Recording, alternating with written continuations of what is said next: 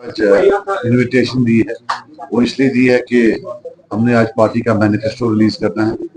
तो आज हमारे लीडर्स कुछ तो फॉर्म भर रहे हैं, कुछ कैंपेनिंग में हैं, तो इसलिए मैं अपने स्पोक्समैन के साथ अकेली यहाँ आकर आपके सामने रिलीज करूंगा। तो ये हमारी जो है आप के मौजू से का जो हेडिंग है मिलेगी और पीडीएफ भी मिलेगी।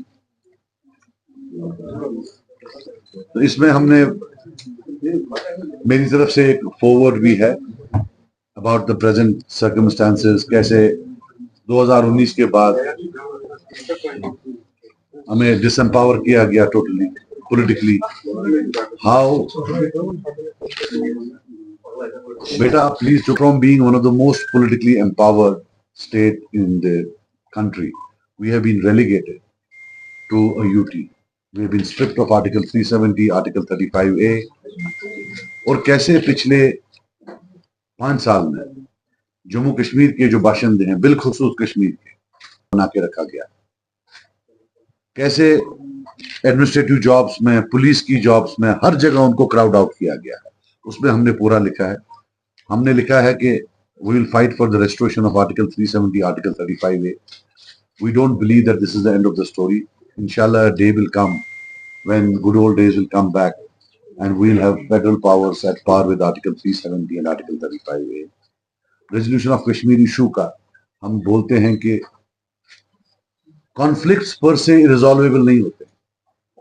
कश्मीर इशू को रिजॉल्व करने के लिए सॉल्यूशंस की कोई डेarth नहीं। It is the lack of leadership, it's the lack of statesmanship, especially in India and Pakistan. The day 2 statesmen sit in India, in Islamabad and in New Delhi, they will resolve it.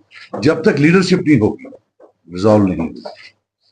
हमारा जो ये 70 साल कर्ज है, जिसका सबसे बड़ा जो इम्पैक्ट है, नेगेटिव इम्पैक्ट कश्मीरीज पर, ये लैक ऑफ लीडरशिप की तरफ।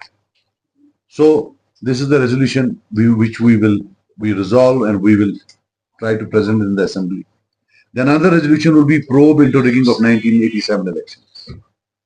हमारा ये कोई, it is not our intention to make 87 an election issue, मगर 87 की रिगिंग के बाद वायलेंस आई, और जितने भी पॉलिटिकल प्रिजनर्स आज हैं, चाहे कोई भी, चाहे किसी को उम्र कैद लगी हो और सरकार फिर फांसी की सजा के लिए कोर्ट के पास गई हो, या जो बाकी हैं 35 साल, 40 साल, 42 साल, अनएंडिंग जेल टर्म्स, और ये हंड्रेड्स ऑफ देम, जब तक इसमें एक जुडिशियल कमीशन ना बैठे और जब तक ये पूरा प्रूव ना किया जाए, या जब तक वो कमीशन की फाइंडिंग्स में ये पता ना चले कि कैसे 87 is the root cause of all this, तब तक सरकार शायद कोई ह्यूमैनिटेरियन व्यू नहीं ले सकती।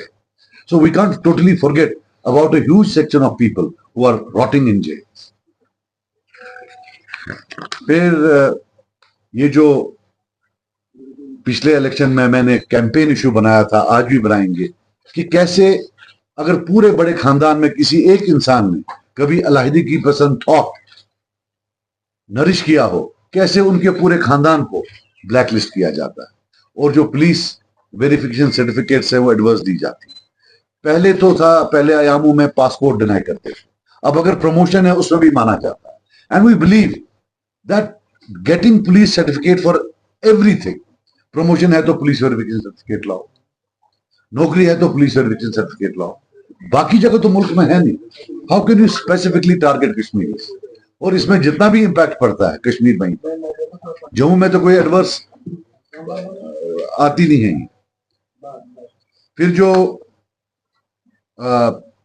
डेमोलिशन या जो रिट्रीव कर रहे थे गवर्नमेंट लैंड, वी वेलकम, जहां बड़े 100 कनाल हो, 50 कनाल हो, आप लें, लेकिन जो गरीब 1.5 कनाल या आधे कनाल में बैठे, उसका जो डेमोलिशन हुआ उसको हम कंडेम करते हैं। एंड वी बिलीव कि जितने भी लोग बिलखुसूस रूरल सेटिंग्स में, ड्वेलिंग्स में हैं, घर में बैठे हैं, या सिटी में आधा कनाल, पौना कनाल, 1-2 कनाल, वी बिलीव अगर वो गवर्नमेंट लैंड पर हैं, उन्हें मकान बनाए हैं, गवर्नमेंट का जॉब नहीं होता है घर तोड़ना, गवर्नमेंट का जॉब होता है घर बसाना।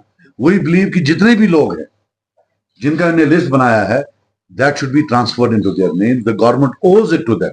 गवर्नमेंट जब बीपीएल के लिए पैसा देती है, जब वो हाउसिंग के लिए पैसा देती है, तो how can they dethrone them? क्यों जी आपने आधा कनाल लैंड पकड़ा हुआ है गवर्नमेंट?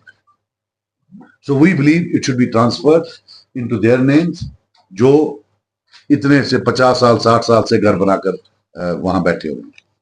फिर रिहेबिलिटेशन ऑफ कॉन्फ्लिक्ट विक्टिम्स हैं, फिर जो ड्रकोनियन लॉज हैं, PSA and other things, those we believe they should never have been part of a civilized society. They should never ever have been here in the first place. और जो हर form of decent को criminalize किया गया, we believe that that needs to be decriminalized. और return of Kashmiri Pandits, we believe an enabling environment should be made for them to honorably return with dignity and resume their places in their homeland. Reintegration, जो जिन लोगों ने बंदूकें उठाई थी या जिन्होंने system को चैलेंज किया था, you can't punish them for all their lives. There is a limit to punishment. There is a concept of reintegration. We seriously believe that we should try and reintegrate them so that they have sustainable levels of income, so that they become a part of society. You can't just tell them that I will not give you a bank loan, I will not give you a job, I will not give you a passport, I will not allow you to work. So फिर करेगा क्या? What will they do? And these are thousands of people, and nobody is talking about them. So we believe that the concept of reintegration of these combatants into the civil life, the government will have to